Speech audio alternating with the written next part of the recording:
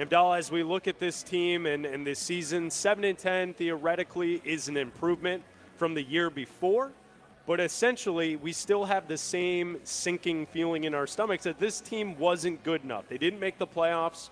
You lose again to the Packers, 10th straight loss to the Green Bay Packers, and in a game where you really weren't competitive. No. Green Bay was in control of the game for the entirety of the game, and I think the thing that I feel worse about when I look at this team is you and I were the two that were promoting giving Justin Fields time the most. You and I were all over it. Give him time. Let him figure it out. This is going to take a developmental stage for the quarterback to eventually figure it out. Final stats on the season, 13 games. Justin Fields threw for 2,500 yards, threw for 16 touchdowns, had 9 interceptions, and 44 sacks, and essentially a 7-10 record for the Chicago Bears this season. And the one thing that I kept thinking about last night watching the game is Justin Fields looked like he was in quicksand. And when he looks like he's in quicksand as a quarterback, this Bears offense can never get out of their own way. They're stuck. And unfortunately, the conclusion that I came to yesterday in the last 24 hours after watching the game against the Packers is that they need to draft a quarterback. They need to move on from Justin Fields. They may have a roster that's ready to win. Justin Fields is not the guy that's going to get them any farther than where they're at this moment. No, my rule for Justin Fields, or my what I would hope from him that would happen this season, was the rule of fives going into the season, right? I wanted to see 5 more percentage points on that completion percentage. He went from 60.4 to 61.4. That's only 1. Now, he did play in 2 less games, and he had less touchdowns. So he had 17 touchdowns last year, 16 touchdowns this year. The interceptions were fewer as well. He had 11 interceptions to 9 interceptions this year. That's not 5 less, which is would have been real nice. Only having 6 interceptions on the year would have been great. But then also, if you look at, the sacks, he took less sacks, 55 sacks last year to 44 sacks this year. He was sacked a lot yesterday. And a lot of it, normally I would say sacks are mostly a quarterback sack, but the way the line was playing yesterday was absolutely atrocious. I'm not making excuses. I completely agree with you. It's time to draft a quarterback. It's time to move on from Justin Fields. But I think that looking specifically at yesterday's game, the offensive line did not help him at all. Tevin Jenkins looked awful yesterday. He had a very good season. Yesterday was not good. Yep. Nate Davis leaves early with an injury. You had a backup center in there, and we all know the Bears need to upgrade the center position as well. You even had, Darnell Wright was good. He did have a penalty or 2, but I think he was fine. I think he's played mostly hurt with a bad shoulder. I think we'll see some news from him this offseason that he's going to have some treatment done, whether it's surgery or not, on that shoulder. Give him an offseason to heal up, and hopefully he'll be better in his second year. But I think he's going to be fine. I'm not worried about Tevin Jenkins. I'm not really worried about Darnell Wright. But you've got to address some positions on that. Braxton Jones, Nate Davis isn't going anywhere. You paid him a lot of money for a bunch of years, so he's going to be here at least next year. But I agree with you. It is time to move on from Justin Fields, but I don't think that necessarily means you have to draft a quarterback number 1 overall. I think there's a way where you can maximize the capital that this pick brings you with having the number 1 pick and when people are falling in love with Caleb Williams. I don't necessarily know if Caleb Williams is going to be the best quarterback to come out of this draft. He's the best prospect.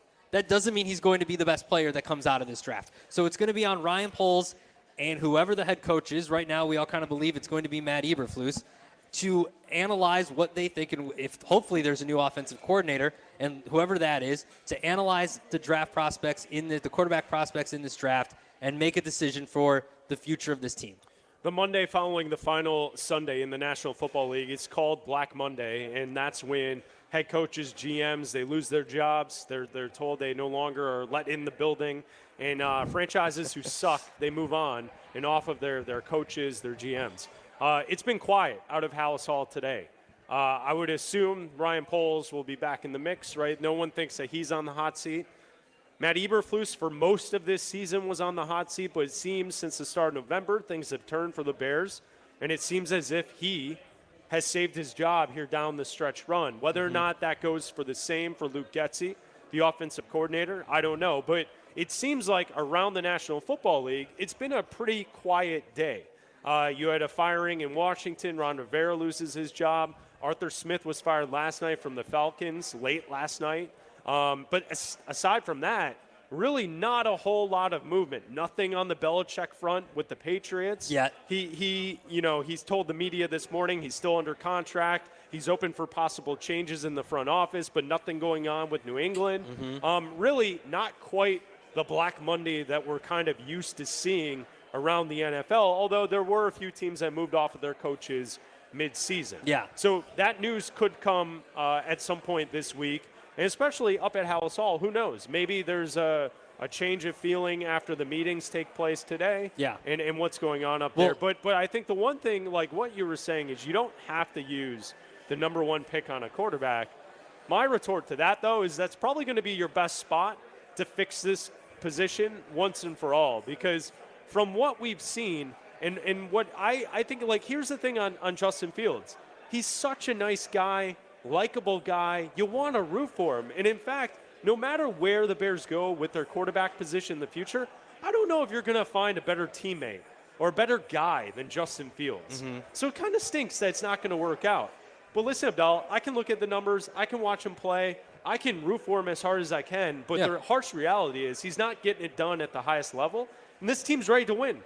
And we can't go through another season where the quarterback is an impediment on the team taking a step forward. No, there's been too many quarterbacks that have come in, like C.J. Stroud and Jordan Love, two guys that you saw this weekend just come in. C.J. Stroud led that team to a playoff appearance this year in his rookie season. You know, Jordan Love, he did sit for 2 years. This is his third year, and he led them to a playoff appearance in his first full year as starter. And that's kind of what you want to see. You don't need instant gratification from your quarterback, but you want to see at least that they're getting it. Like, C.J. Stroud had a week of what we've seen from Justin Fields for a year, right? Like, he's put together a game that we wanted to see from Justin all year, that if you take all of Justin Fields' highlights, it might not equal what we saw from C.J. Stroud on Saturday night.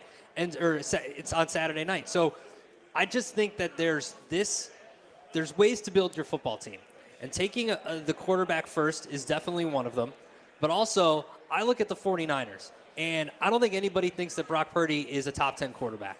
Or top 5 quarterback, right? He's fine. But I think we can all agree as football fans that you could insert a lot of guys that are in the top 15 in the NFL, and they would be just fine in that system and probably have the same numbers. Why? Because they have one of the best offensive lines in the NFL, and they've got all-pro athletes at every skill position. What skill position do the Bears have an all-pro at, potentially, besides DJ Moore?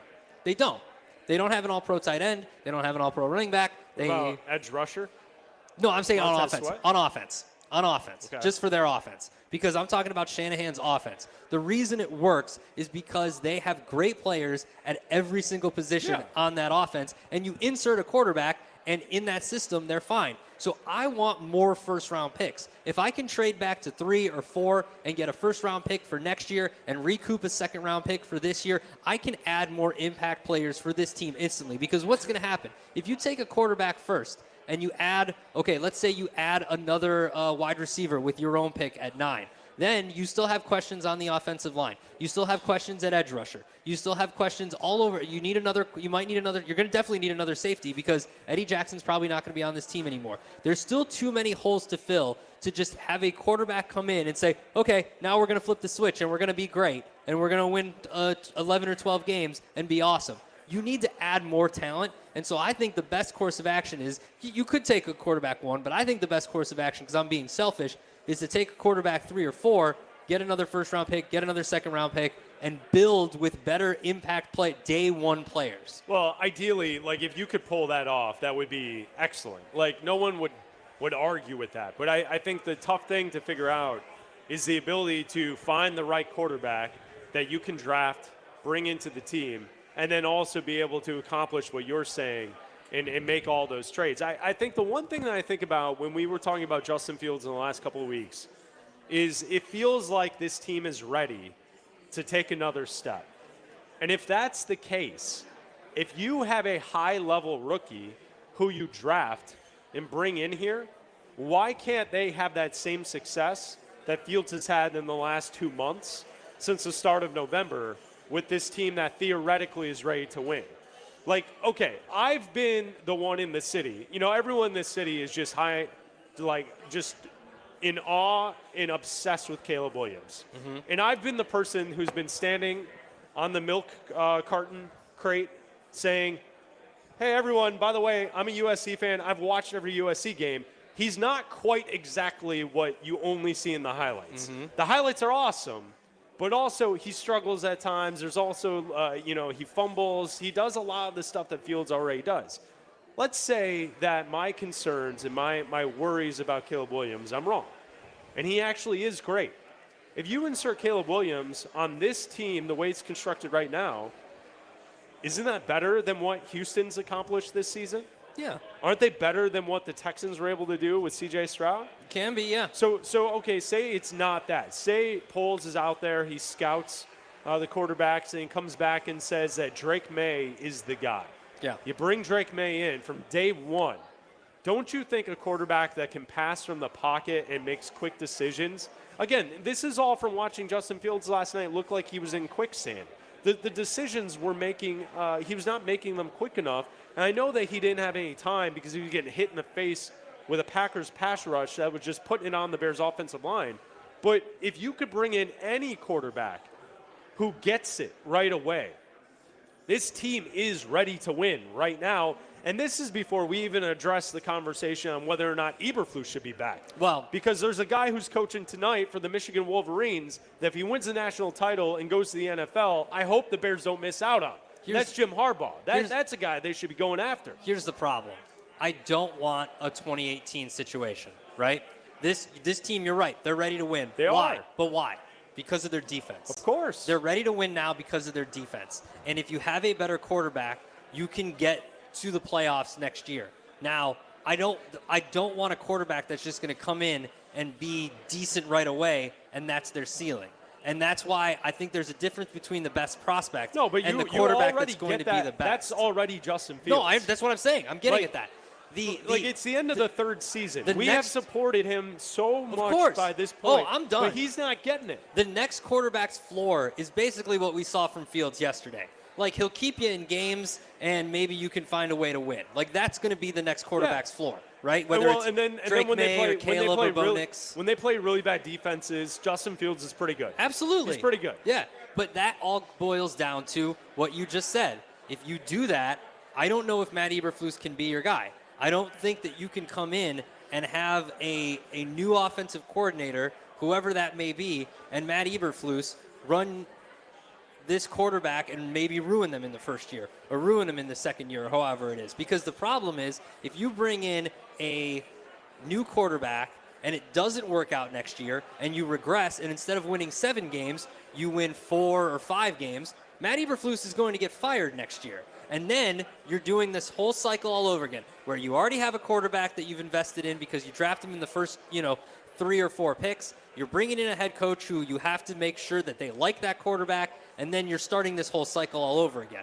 If you're going to draft a new quarterback, which I think they're going to, you have to look at other candidates for head coach. And for me, it starts and ends with Jim Harbaugh. Like you call the 734 area code in Ann Arbor, and you call Jim Harbaugh, and you give him the checkbook, and you say, here, we're not giving you personnel control, but name your number. The average coach now salary, you're looking at $15 to $17 million.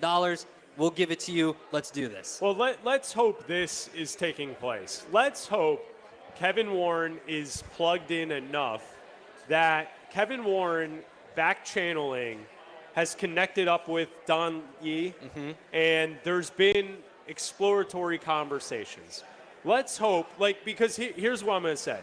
If he wants something that's so out of this world ridiculous that the only franchise in the National Football League, the Las Vegas Raiders, are the team that's going to give it to him, then let them mess it up. Yeah. But I hope the Bears have sent feelers out to find out whether or not he's actually interested. If all the reports, and Schefter was on ESPN television about an hour and a half ago saying that he has interest in the NFL, Don Yee is out there. There's already they've looked into the Chargers, the Raiders. Maybe it's the Falcons are interested. They just fired Arthur Smith last night. The Bears better be in that conversation, even if they decide to keep Eberflus. Find out. If you find out that Jim Harbaugh wants way too much, a ridiculous amount of ask or too much money, or whatever the case may be, at least be in the conversation. You know, like a part of the news that came out today was the new ownership group with Washington hiring a bunch of people, executives from the NBA and from the NFL, and to help find a new head coach. Like, Washington has new money. Yeah. They're going to spend money on a coach. I hope the Bears don't miss out on someone like Jim Harbaugh because they didn't even attempt to find out, hey, are you interested in coming back to Chicago? That, to me, would be step one. Now, if he didn't have any interest in you, you could start to convince me more on this bringing everyone back conversation that it seems like it's been angling towards as we head into today. I don't want someone who's never been a head coach before. Simple as that. I agree with you. I don't want someone. I'm tired of that. If you're going to fire Eberflus, I want someone who knows what it's like to run a football team. And that the best candidate out there is Jim Harbaugh. Now, like you said, if he comes in and says, I want you to fire Ryan Poles, I want complete control of the roster, I want complete control of all that kind of stuff, or I want to take power away from Poles, I don't think that's something that the Bears can do. If it's a money issue, I will be pissed because you're an NFL team. Y'all got money. Everyone has money in the NFL. You can pay whatever you want for a coach. I mean, the going rate for a coach now, and this has been going around, Ian Rappaport was mentioning it and guys were mentioning it, the going rate for a coach now is right around $17 million a year. That's what you're going to, if you want a guy like Jim Harbaugh, that's what it's going to cost you, 17, 18 million a year. And I don't think that's too much to pay, and I hope the McCaskies don't either, because winning trumps all of that. It doesn't matter how much you spend on a coach. You have money, pay the man his money, and bring in the best possible candidate to be the coach of the Bears.